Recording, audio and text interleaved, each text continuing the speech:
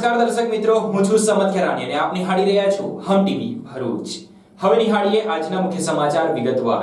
અંકલેશ્વરના પરમભૂમિ પાર્ટી પ્લોટમાં અગ્રવાલ પરિવારના લગ્ન પ્રસંગમાં ભોજન આરોગનાર 300 થી 350 આમંત્રિતો પૈકી મોટા ભાગના લોકોને બીજા દિવસે ફૂડ પોઈઝનિંગની અસર થઈ હતી. આયોજકોએ કેટરર્સની ભોજનની જવાબદારી હોવાનું રટણ કરી કેટરર્સ સામે કાર્યવાહીની માંગ કરી છે. અંકલેશ્વર જેડીસીમાં આવેલ પરમભૂમિ પાર્ટી પ્લોટમાં અગ્રવાલ પરિવારના લગ્ન પ્રસંગમાં રિસેપ્શનમાં ભોજન આરોગનાર મહેમાનોને બીજા દિવસે ફૂડ પોઈઝનની અસર થતા અંકલેશ્વરની ખાનગી હોસ્પિટલમાં સારવારથી ખસેડવામાં આવ્યા હતા. આશરે 200 કરતા વધુ લોકોને કેટરિંગનું ભોજન આરોગ્યા બાદ ફૂડ પોઈઝનની અસર થઈ હોવાની આશંકા વ્યક્ત કરવામાં આવી રહી છે. અંકલેશ્વરમાં ગત શનિવારે જેડીસી વિસ્તારમાં આવેલ પરમભૂમિ પાર્ટી પ્લોટ ખાતે અગ્રવાલ પરિવારના લગ્ન પ્રસંગમાં રિસેપ્શનમાં 300 થી 350 આમંત્રિત મહેમાનો લગ્ન પ્રસંગની શુભેચ્છા આપવા માટે પહોંચ્યા હતા. જ્યાં આયોજકો દ્વારા મા ચામુંડા કેટરર્સને આમંત્રિત મહેમાનોના ભોજન માટે જવાબદારી સોંપવામાં આવી હતી. જેમાં ભોજન આરોગનાર 300 થી 350 લોકો પૈકી મોટાભાગના લોકોને બીજા દિવસે ફૂડ પોઈઝનની અસર થતા અંકલેશ્વરની અલગ અલગ ખાનગી હોસ્પિટલ તેમજ જયાબેન મોદી હોસ્પિટલમાં સારવાર અર્થે ખસેડવામાં આવ્યા હતા. લગ્ન પ્રસંગમાં આમંત્રિત મહેમાન એવા ધનજીભાઈ બેરા અંકલેશ્વરની પદ્મસિદ્ધ હોસ્પિટલમાં ફૂડ પોઈઝનની સારવાર લઈ રહ્યા છે. તેમના જણાવ્યા મુજબ તેમણે અગ્રવાલ પરિવારના રિસેપ્શન પ્રસંગમાં ભોજન આરોગ્ય હતું. જેના બીજા દિવસે તેમને પેટમાં દુખાવો ઉપડવા સાથે ઉલટી થતા તેઓ અંકલેશ્વરની પદ્મસિદ્ધ હોસ્પિટલમાં તબીબી તપાસે આવ્યા હતા. જ્યાં તેમને ફૂડ પોઈઝન થયા હોવાના રિપોર્ટ આવતા તેઓ છેલ્લા 2 દિવસથી સારવાર હેઠળ છે. તો અન્ય આમંત્રિત મહેમાન પવન જોશીના જણાવ્યા મુજબ તેઓએ રિસેપ્શન પ્રસંગમાં રબડી આરોગી હતી અને આ રબડીથી તેમને ફૂડ પોઈઝનની અસર થઈ હોવાની આશંકા તેમણે વ્યક્ત કરી છે. मेरा नाम पवन जोशी है. ये सर हम एक फैमिली प्रोग्राम था, उसमें खाना खाने के लिए गए थे और वहाँ पे खाना वाना खा के रबड़ी खाया, उसके बाद ये फूड पॉइजन हुआ था. अच्छा, कितने दिन पहले की बात है? ये 4 दिन पहले की बात है. आप कितने दिन से एडमिट हो? हम बस 4 दिन से ही एडमिट हैं इधर. अभी आपकी तबीयत कैसी है? अभी थोड़ा सुधार है, लेकिन शायद 1-2 दिन और एडमिट रहना ही पड़ेगा. ધનજીભાઈ બેરા. કાંજીભાઈ, આ જે ફૂડ પોઈઝનિંગ તમને થયું છે એ ક્યાં અને કયા ફંક્શનમાં થયું હતું? પરમભૂમિ પાર્ટી પ્લોટ, એમાં અમે શનિવારે રાતે જમવા ગયા હતા, એમાંથી થયું છે. અચ્છા, તમારા પરિવારમાંથી કેટલાને ફૂડ પોઈઝનિંગ? અમને 4 જણાને થયું છે. 2 મારા છોકરા અને 2 અમે. અચ્છા, કેટલા દિવસથી અહીંયા આવ્યા? અહીંયા લગભગ 4 દિવસ થઈ ગયા. રવિવાર સવારથી છીએ. અત્યારે તમારી તબિયત કેવી છે? અત્યારે તબિયત બહુ જ ખરાબ છે આમ તો જોવા જઈએ તો. અચ્છા, પેટ નથી મળતું, પેટ. આ જે ફંક્શન છે એમાં કેટલા લોકો હતા? એમાં લગભગ 400 જેવા તો હશે જ. કેટલા લોકોને અસર થઈ? 300-350 તો પાક્કા જ હશે.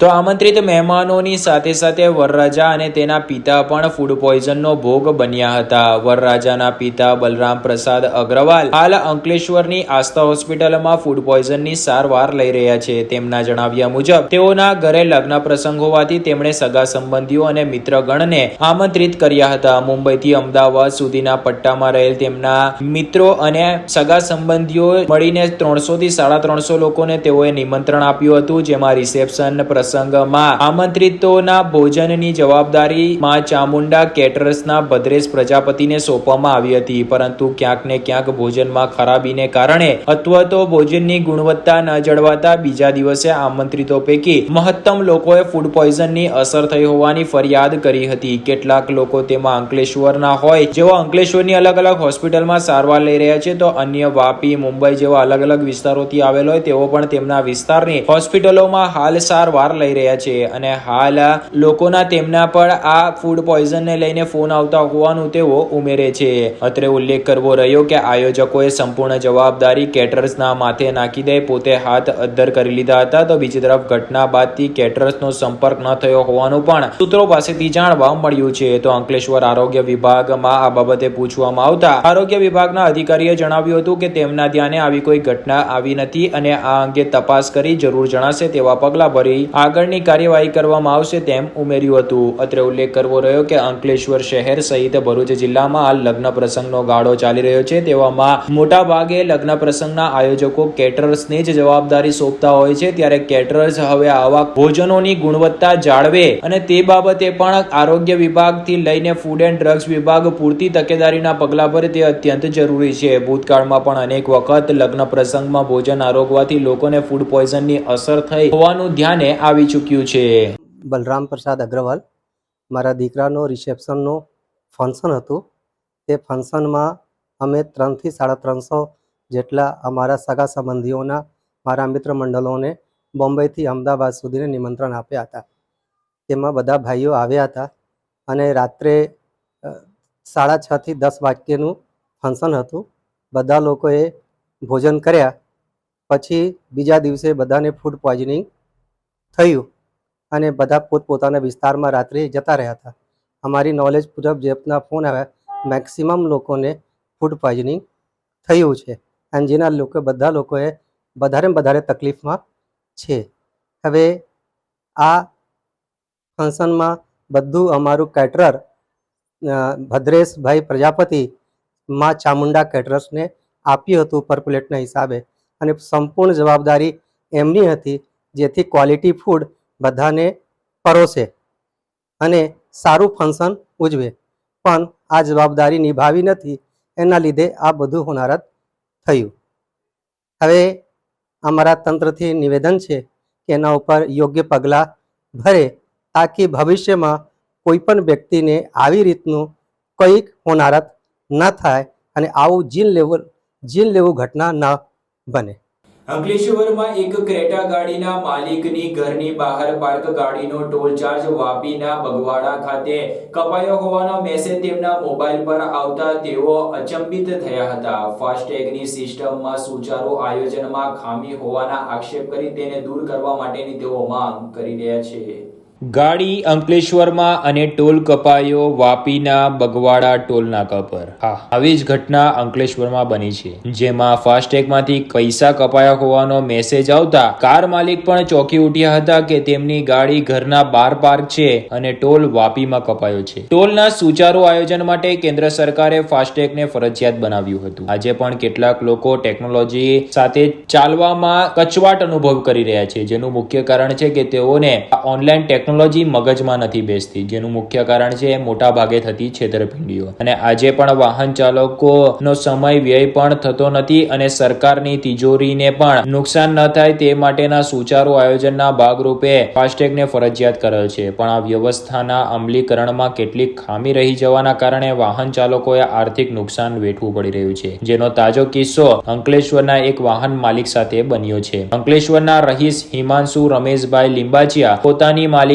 ક્રેટા કાર ધરાવે છે, જેનો આરટીઓ રજિસ્ટ્રેશન નંબર GJ16DG2556 છે. તેઓ છેલ્લા એક અઠવાડિયાથી ભરૂચ જિલ્લો છોડીને બહાર ગયા નથી, પરંતુ 2 દિવસ પહેલા રાત્રે તેમની ગાડીના ફાસ્ટેગ સાથે લિંક મોબાઈલ નંબર ઉપર બાગવાડા વાપી પરથી 75 રૂપિયાનો ટોલ કપાયો હોવાનો મેસેજ પડ્યો હતો. આ મેસેજ જોઈને હિમાંશુભાઈ ચકિત થઈ ગયા હતા કે ગાડી અંકલેશ્વરમાં પાર્ક છે, તો આ ટોલ વાપીમાં કઈ રીતે કપાયો. આ અંગે તેમણે national highway authority of India અને વાપી ટોલ મેનેજરને પણ જાણ કરી હતી. વાપી ટોલ મેનેજરે તેમને એક સફેદ કલરની ક્રેટાનો વિડીયો મોકલ્યો હતો, જેનાથી તેમનો ટોલ કપાયો હોવાનું તેમને માહિતીગાર કરાયા હતા. ટોલ સંચાલકોએ આ અંગે તેમના બચાવમાં કહ્યું હતું કે જ્યારે ફાસ્ટેગ ડિટેક્ટ ના થાય ત્યારે મેન્યુઅલ નંબર નાખતી વખતે જો નંબર લખવામાં એકાદ આંકડાની ભૂલ થાય તો ટોલ કપાઈ જતો હોય છે, જેની ફરિયાદ કરવામાં આવે તો રિફંડ મળી જતું હોય છે. પરંતુ જ્યારે હિમાંશુભાઈએ વિડીયોમાં દેખાતી કારનો નંબર સ્પષ્ટ દેખાતો ના હોવાથી નંબર માંગતા વાપીના ટોલ સંચાલકોએ આ નંબર બરાબર દેખાતો નથી જેવું બહાનું આપી નંબર આપવાની ચોખ્ખી ના કહી દીધી હોવાના આક્ષેપ તેઓએ કર્યા છે, જેથી હિમાંશુભાઈને દાળમાં કંઈક કાળું હોવાની શંકા ઉપજી હતી. આ અંગે હિમાંશુભાઈએ શંકા વ્યક્ત કરતા જણાવ્યું હતું કે જો ટોલવાળા નંબર દેખાતો નથી એવું કહીને હાથ અદ્ધર કરી લેતા હોય તો વિડીયોમાં દેખાતી કાર મારી ગાડીની જેમ બ્લેક હોય અને આગળ જઈને હિટ એન્ડ રન કરે તો ટોલના ડેટામાં મારો જ નંબર દેખાય. ને તેમણે બીજો ગંભીર સવાલ એ ઉભો કર્યો હતો કે જો ફાસ્ટેગ ડિટેક્ટ ના થાય તો એવા સંજોગોમાં વાહન માલિકો પાસે રોકડા રૂપિયા લેવાના હોય તો આ ટોલ વાળા જે ગાડીનો નંબર દેખાતો ન હોય તો મેન્યુઅલી નંબર કઈ રીતે નાખી શકે? હકીકતમાં આ એક ગોટાળો છે. જો બધા ટોલ પર તપાસ કરવામાં આવે તો મોટી ગેરરીતિની બહાર આવવાની પણ શંકા તેમણે વ્યક્ત કરી હતી. ભરૂચમાં પણ આવો જ બનાવ બન્યો છે કે ગાડી ટોલ બૂથમાંથી પસાર નથી થતી એવી ગાડીઓના પણ ટોલ કપાઈ રહ્યા છે. ત્યારે હાલ તો ગાડી માલિકે આ બાબતે ગંભીર આક્ષેપો કર્યા છે.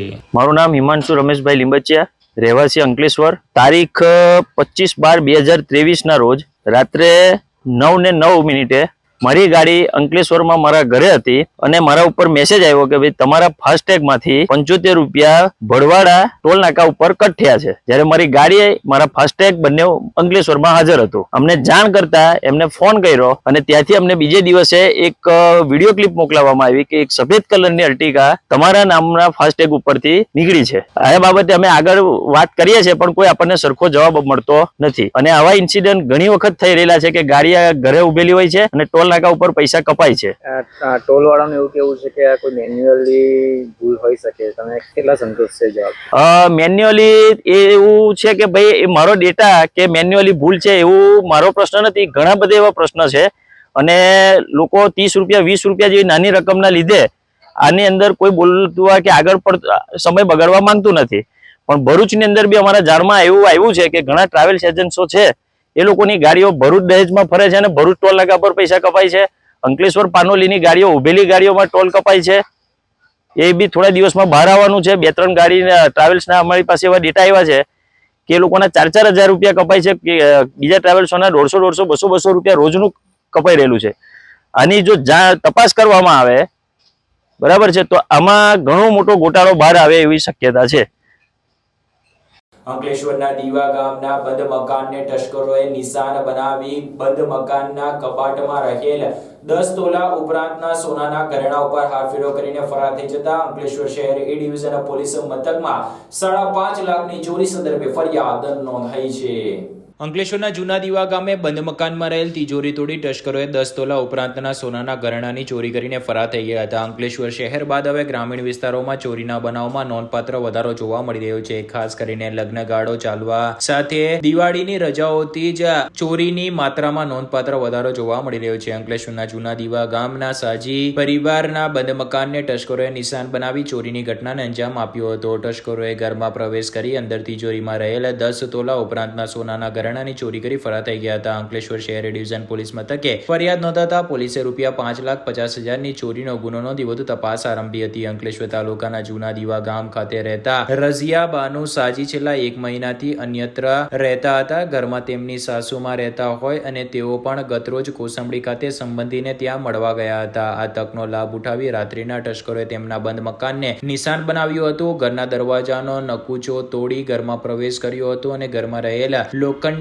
તિજોરી તોડી તેમાં રહેલ સોનાના દાગીના પર હાથફેરો કરી ફરાર થઈ ગયા હતા. સવારે ગ્રામજનો દ્વારા ચોરી અંગે રઝિયાબેનને જાણ કરાતા તેઓ પણ હેપતાયેલી હાલતમાં દોડી આવ્યા હતા. જ્યાં તેઓએ ઘરમાં સામાન વેરવિખેર જોતા ચોરી થઈ હોવાની માલુમાત થઈ હતી. આ અંગે તેમના સાસુમાને જાણ કરી શહેર એ ડિવિઝન પોલીસ મથકે જાણ કરાઈ હતી. ઘરમાં સાસુમા અને તેમની નણંદના સોનાના દાગીના મળીને કુલ 10 તોલા ઉપરાંતના ઘરેણાની ચોરી થઈ જવા પામી હતી. આ અંગે પોલીસ મથકે ફરિયાદ આપતા પોલીસે રઝિયા બાનુ સાજીની ફરિયાદના આધારે રૂપિયા 5,50,000ની ચોરીનો ગુનો નોંધી તપાસ આરંભી છે. જોકે અંકલેશ્વર શહેર અને ગ્રામીણ વિસ્તારમાં ઠંડી અને લગ્નગાળા વચ્ચે હવે ચોરીના બનાવમાં નોંધપાત્ર વધારો જોવા મળી રહ્યો છે.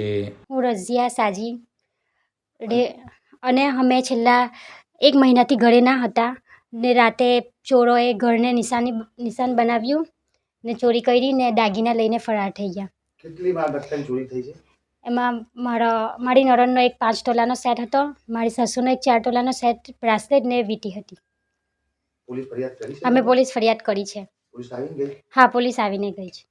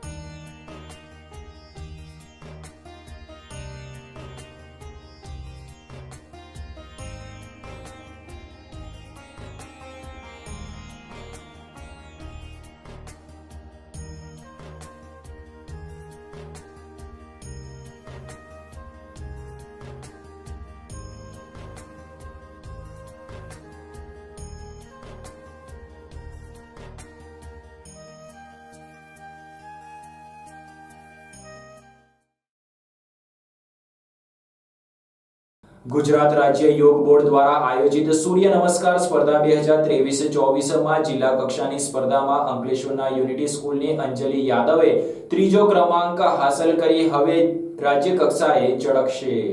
રમત ગમત યુવા અને સાંસ્કૃતિક પ્રવૃત્તિ વિભાગ અંતર્ગત આવતા ગુજરાત રાજ્ય યોગ બોર્ડ દ્વારા સૂર્ય નમસ્કાર સ્પર્ધા 2023-24 નું આયોજન કરવામાં આવ્યું હતું, જેમાં 3 કેટેગરીમાં 9 થી 18 વર્ષની ઉંમર, 19 થી 40 વર્ષની ઉંમર તેમજ 41 અને તે કરતા વધુની ઉંમરના ખેલાડીઓ માટે ગ્રામ્ય કક્ષાથી લઈને રાજ્ય કક્ષા સુધી અલગ અલગ લેવલ વાઇઝ સૂર્ય નમસ્કાર સ્પર્ધા 2023-24 નું આયોજન કરવામાં આવ્યું હતું, જેમાં જિલ્લા કક્ષાની યોજાયેલા સૂર્ય નમસ્કાર સ્પર્ધામાં અંકલેશ્વરના યુનિટી સ્કૂલની અંજલિ યાદવે ત્રીજો ક્રમાંક હાંસલ કર્યો હતો. હવે તે રાજ્ય કક્ષાની સ્પર્ધામાં ભાગ લેશે. સૂર્ય નમસ્કાર સ્પર્ધામાં ભાગ લેનારા ખેલાડીઓને પ્રોત્સાહિત કરવાના ભાગરૂપે વિજેતાઓને ક્રમાંક મુજબ ઇનામ પણ આપવામાં આવનાર છે. ત્યારે અંકલેશ્વરના યુનિટી સ્કૂલની અંજલિ યાદવ હવે જિલ્લા કક્ષાએ સૂર્ય નમસ્કાર સ્પર્ધામાં ઉત્કૃષ્ટ દેખાવ કર્યા બાદ હવે રાજ્ય કક્ષાએ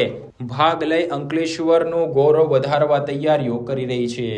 I am Anjali Yadav from class 9B unity English medium school. Gujarat राज्य योग बोर्ड से मैं 3rd आई हूँ डिस्ट्रिक्ट लेवल में सूर्य नमस्कार कंपटीशन में. तो मेरे यूनिटी इंग्लिश मीडियम स्कूल के जो ट्रस्टी हैं जहांगीर सर, उनको मैं थैंक यू कहना चाहती हूँ. Principal sir Jaymin sir, administrator ma'am Karishma ma'am and PT sir Jitu sir, उन सबको मैं थैंक यू कहना चाहती हूँ जिन्होंने मुझे अपॉर्चुनिटी दी कि मैं यहाँ तक पहुँची हूँ. और स्टेट लेवल भी मेरे को पार करना है और अंकलेश्वर की भी नाम रोशन करना है. Thank you. અંકલેશ્વરના આંબોલી રોડ પર આવેલ સી સ્ટાર એવેન્યુ એપાર્ટમેન્ટમાં મેન્ટેનન્સ બાબતે એક જ એપાર્ટમેન્ટના 2 પરિવાર વચ્ચે બોલાચાલી બાદ મારામારી સર્જાતા એકને ગંભીર ઈજા પહોંચતા સારવાર અર્થે અંકલેશ્વરની ખાનગી હોસ્પિટલમાં ખસેડવામાં આવ્યા હતા. અંકલેશ્વરના આંબોલી રોડ ઉપર આવેલ સી સ્ટાર એવેન્યુ એપાર્ટમેન્ટના મકાન નંબર 402 માં રહેતા મોહમ્મદ ઇરફાન ઝહીર મલેકે આપેલ ફરિયાદમાં જણાવ્યા મુજબ ગઈકાલે રાત્રે 10 વાગ્યાના અરસામાં તેમની સોસાયટીના બ્લોક નંબર સી ના રહીશોની મેન્ટેનન્સના હિસાબ બાબતે મીટિંગ મળી હતી. જે મીટિંગમાં હાજર ઇરફાન યાકુબ મલેક ને ફરિયાદીના પિતા વચ્ચે રકઝક થતા ફરિયાદીએ તેના પિતાને મકાનના મેન્ટેનન્સના જે પૈસા છે તે આપી અને પૂરું કરવા માટે કહી રહ્યા હતા. જોકે તે અરસા બહારથી ઇરફાન મલેકના ભાઈ ઇરશાદ મલેક તથા યાકુબ મલેક નાઓએ સોસાયટીમાં આવી ફરિયાદીને કહેવા લાગ્યા હતા કે તું શું છાનો છૂપો વાત કરે છે, જેને લઈને ફરિયાદીએ તેમને અંગત વાત હોવાનું કહી વચ્ચે દખલઅંદાજી કરવાને ના કહેતા ઉશ્કેરાઈ ગયેલા ઇરફાન મલેકે તેમને નાક પર મુક્કો મારી દીધો હતો. જ્યારે ઇરશાદ મલેકે તથા યાકુબ મલેક નાઓએ તેમને ઢીક્કા પાટાનો માર મારવા લાગ્યા હતા. તો પાછળથી આવેલ યુનુસ મલેકે હાથમાં રહેલ પાના પેચિયા જેવું સાધન તેમને પેટના જમણી બાજુના ભાગે મારી દેતા તેઓ ઈજાગ્રસ્ત થયા હતા. જે મારામારી વચ્ચે બૂમાબૂમ થતા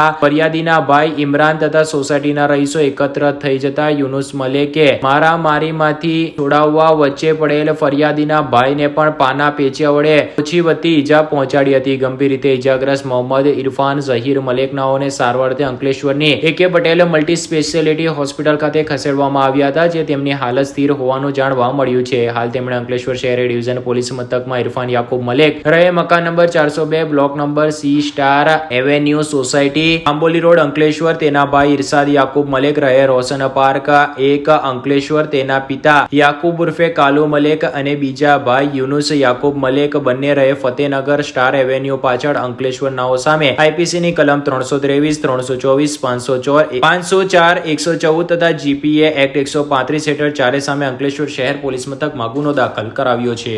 DGVCL દ્વારા ડિસેમ્બર માસને એનર્જી કન્ઝર્વેશન મંથ તરીકે જાહેર કરી લોકોને જાગૃત કરવા માટેના આયોજનના ભાગરૂપે અંકલેશ્વરના DGVCLના સબ ડિવિઝન કચેરી દ્વારા જાગૃતિ રેલીનું આયોજન કરવામાં આવ્યું હતું. દક્ષિણ ગુજરાત વીજ કંપની લિમિટેડ દ્વારા ડિસેમ્બર 2023 ના માસને એનર્જી કન્ઝર્વેશન મંથ તરીકે ઉજવવાનું નક્કી કરવામાં આવ્યું છે, જેનો મુખ્ય હેતુ લોકોને ઉર્જાના મહત્વને સમજાવવા સાથે ઉર્જાના સુચારુ વપરાશ માટે લોકોને જાગૃત કરવાનો મુખ્ય હેતુ છે. ત્યારે આજે અંકલેશ્વર DGVCL ની કચેરી ખાતેથી DGVCL ના કર્મચારીઓ દ્વારા વહેલી સવારે એનર્જી કન્ઝર્વેશન અંગે જાગૃતિ રેલીનું આયોજન કરવામાં આવ્યું હતું. આ અંગે માહિતી આપતા ડેપ્યુટી અંકલેશ્વર ઔદ્યોગિક કચેરીના ડેપ્યુટી એન્જિનિયર અને કાર્યપાલક ઇજનેર તરીકે ચાર્જ સંભાળનાર વીબી પટેલ દ્વારા જણાવવામાં આવ્યું હતું કે કુદરતી ઉર્જા એ મર્યાદિત હોય છે અને તેનો અંત થવો નિશ્ચિત છે. આજે નહીં તો કાલે કુદરતી ઉર્જા ખતમ થઈ જશે, ત્યારે કુદરતી ઉર્જાનો વપરાશ મર્યાદિત માત્રામાં કરીને ભવિષ્યની પેઢી માટે બચાવવામાં આવે તેના ભાગરૂપે આ જાગૃતિ રેલીનું આયોજન કરવામાં આવી રહ્યું છે. સાથે જ લોકો દ્વારા સોલાર રૂફટોપ સહિત વિન્ડ એનર્જીનો ઉપયોગ કરી ઉર્જાનો બચાવ પણ કરી શકે છે, જેને લઈને આવનારી પેઢી પણ ઉર્જાનો વપરાશ કરી શકશે. સાથે જ લોકોમાં જાગૃતિ આવે તે હેતુસર આ રેલીનું આયોજન કરવામાં આવ્યું હોવાની વિગતો પ્રદાન કરી હતી. હું વીબી પટેલ ડેપ્યુટી એન્જિનિયર તરીકે અંકલેશ્વર ઔદ્યોગિક વિભાગીય કચેરી ખાતે ફરજ બજાવું છું અને હાલમાં કાર્યપાલક ઇજનેરનો કાર્યભાર સંભાળું છું. આ ડિસેમ્બર 2023ને ડીજીવીસીએલે એનર્જી કન્ઝર્વેશન મંથ તરીકે સેલિબ્રેટ કરી રહ્યું છે અત્યારે, જેના અનુસંધાને અમે ડીજીવીસીએલ તરફથી એનર્જી કન્ઝર્વેશન રેલીનું આજે આયોજન કર્યું છે, જેનો મુખ્ય ઉદ્દેશ લોકોમાં એનર્જી કન્ઝર્વેશનની જાગૃતિ ફેલાવવાનો છે. હાલમાં આપણી વિશ્વમાં કુદરતી ઉર્જાનો સ્ત્રોત ખૂબ લિમિટેડ છે, જે આજે નહીં તો આવતીકાલે એક દિવસ સમાપ્ત થવાનો છે, જે ભારત દેશ અને સમગ્ર વિશ્વ માટે એક ગંભીર સમસ્યા છે. સદર બાબતે ભારત સરકાર ખૂબ ગંભીર છે અને પ્રયત્નશીલ પણ છે અને કુદરતી સ્ત્રોતની જગ્યાએ રિન્યુએબલ એનર્જીનો આપણે મહત્તમ ઉપયોગ કરવો જોઈએ. એ માટે ભારત સરકાર 40% સુધી સબસિડી પણ આપે છે. તો સોલર રૂફટોપ અને વિન્ડ એનર્જીનો આપણે મહત્તમ ઉપયોગ કરવો જોઈએ. આ રીતે આપણે આજે વીજળી બચાવીને જેટલી જરૂરિયાત પૂરતી જ વીજળી ઉપયોગ કરીએ અને ભવિષ્યની પેઢી માટે વીજળી એનર્જી બચાવીએ. આમ આપણા પોતાના અને રાષ્ટ્રના વિકાસ માટે આપણે વીજળી બચાવીએ અને રાષ્ટ્રના વિકાસમાં આપણું યોગદાન આપીએ. જય હિન્દ. ભરૂચ એલસીબી પોલીસે અંકલેશ્વર નેશનલ હાઈવેની હોટલ સિલ્વર ગેટની પાછળ બાવળની જાળીમાં જુગાર રમતા 3ને ઝડપી પાડી 10,000 ઉપરાંતનો મુદ્દામાલ કબજે કર્યો હતો.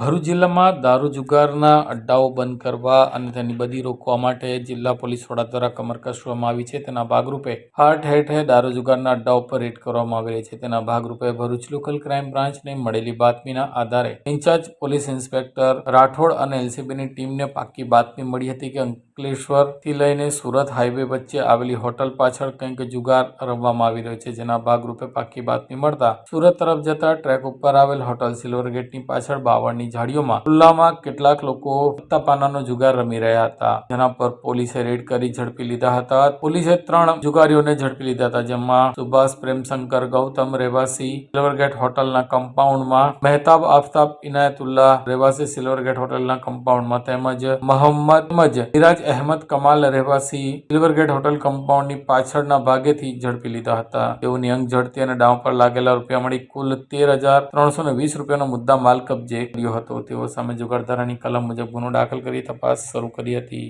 નર્મદા એલસીબી પોલીસ અને વન વિભાગની ટીમે સંયુક્ત રીતે રેડ કરી રાજપીપળા પાસેના ખામર ચોકડી નજીકથી ખેરના લાકડા ભરેલ ટ્રક ઝડપી પાડી 11 ટન ખેરના લાકડા ઝડપી લીધા હતા.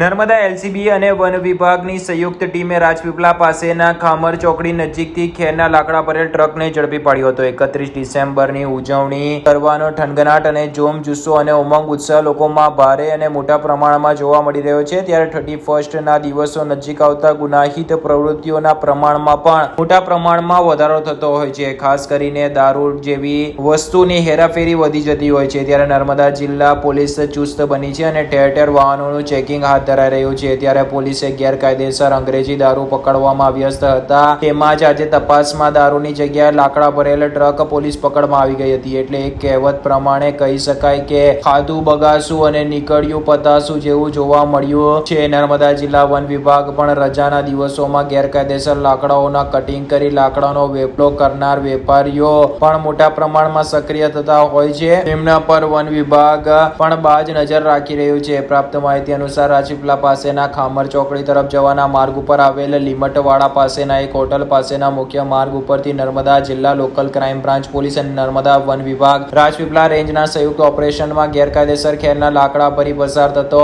એક ટ્રક ઝડપી પાડતા ગેરકાયદેસર લાકડાનો વેપલો કરતા વેપારીઓમાં ફફડાટ વ્યાપી ગયો હતો. પોલીસ સૂત્રો અને વન વિભાગમાંથી મળતી માહિતી અનુસાર નાતાલ પર્વ નિમિત્તે 3 દિવસની સળંગ રજાઓ આવી હતી. 4 દિવસ પછી 31 ડિસેમ્બર પણ આવતું હોય ગુનાહિત પ્રવૃત્તિઓને ડામવા માટે નર્મદા જિલ્લા પોલીસ વડા પ્રશાંત સુંબે સહિત વન વિભાગ નર્મદાના નાયબ સંરક્ષક નીરજ કુમારની સૂચના અને માર્ગદર્શનથી પોલીસ વિભાગ અને વન વિભાગ ગેરકાયદેસર દારૂની હેરાફેરી સહિત લાકડાની હેરાફેરીની પ્રવૃત્તિ ઉપર ચાંપતી નજર રાખી રહ્યું છે. આજરોજ બંને વિભાગોના જવાનો પોતાની ફરજ પર હતા ત્યારે રાજપીપળાથી ખામર તરફ જવાના માર્ગ પર લીમટવાડાના પાટિયા નજીક આવેલા બિટ્ટુદા ધાબા પાસે એક ટ્રક આવતા આ ટ્રકને ઊભી રાખી તેની તલાશી લેવાતા તેમાંથી ખેરના લાકડા ભરેલ મળી આવ્યા હતા. ખેરના લાકડા પાસ પરમિટ વિનાના છે કે કેમ તેની પોલીસ અને વન વિભાગે ચકાસણી કરતા કોઈ પણ જાતના દસ્તાવેજ તેમજ આધાર પુરાવા ટ્રક ચાલક સહિત ક્લીનર પાસે ન મળી આવતા ગેરકાયદેસર ભરેલ 11 ટન ખેરના લાકડા સહિત ટ્રક મળીને લાખો રૂપિયાનો મુદ્દામાલ જપ્ત કર્યો હતો. વન વિભાગ અને નર્મદા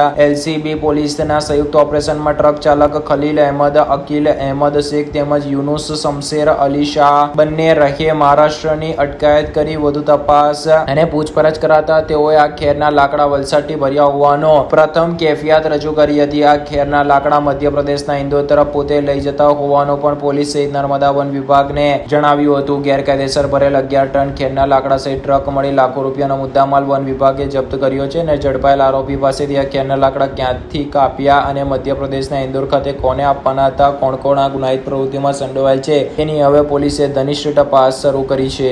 ભરૂચમાં NDPS કેસમાં ઝડપાયેલા ઈસમોનો SOG દ્વારા કાઉન્સેલિંગ કરવામાં આવ્યું હતું.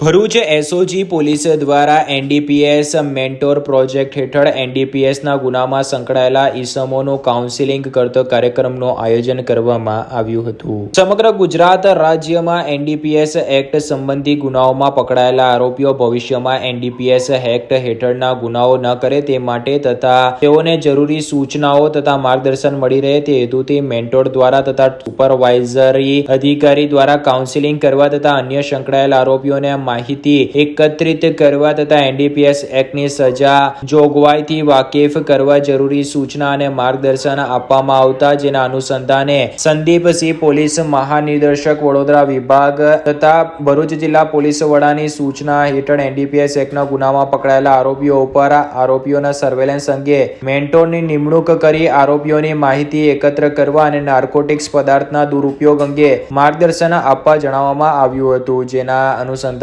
ભરૂચ SOG પોલીસ ટીમ દ્વારા NDPS એક્ટના ગુનામાં પકડાયેલા આરોપીઓ દીઠ મેન્ટોરની નિમણૂક કરી SOG ટીમ તથા ભરૂચ જિલ્લા પોલીસ દ્વારા જિલ્લામાં રહેતા NDPS એક્ટ હેઠળની ગુનાહિત પ્રવૃત્તિમાં સંડોવાયેલા કુલ 64 આરોપીઓના ડોઝિયર્સ ભરવામાં આવેલા તેમજ આ ઉપરાંત આ પ્રવૃત્તિ સાથે સંકળાયેલા ઈસમોને ભરૂચ પોલીસ હેડક્વાર્ટર તાલીમ શાળા ખાતે એકત્ર કરી અંકલેશ્વર વિભાગીય પોલીસ વડા ચિરાગ દેસાઈ તેમજ ભરૂચ SOG પોલીસના AA ચૌધરી તથા MV તડવી નાઓ દ્વારા નાર્કોટિક્સ પદાર્થ, કેફી, ઔષધો, મન પ્રભાવી દ્રવ્યોના ગેરકાયદેસર વેપાર, હેરાફેરી અને વેચાણ કરતા અટકાવવા સારું અને આ માદક પદાર્થોનું સેવન કરવાથી થતા નુકસાન અંગે કાઉન્સેલિંગ કરી NDPS એક્ટ હેઠળની કાયદાની જોગવાઈઓથી તેમજ તેના નુકસાન અંગે અને તેની સજાઓથી વાકેફ કરવામાં આવ્યા હતા. તેમજ મેન્ટોરને આરોપીઓના સંપર્કમાં રહી તેઓની પાસેથી આવી પ્રવૃત્તિમાં સંકળાયેલ ઈસમોની માહિતી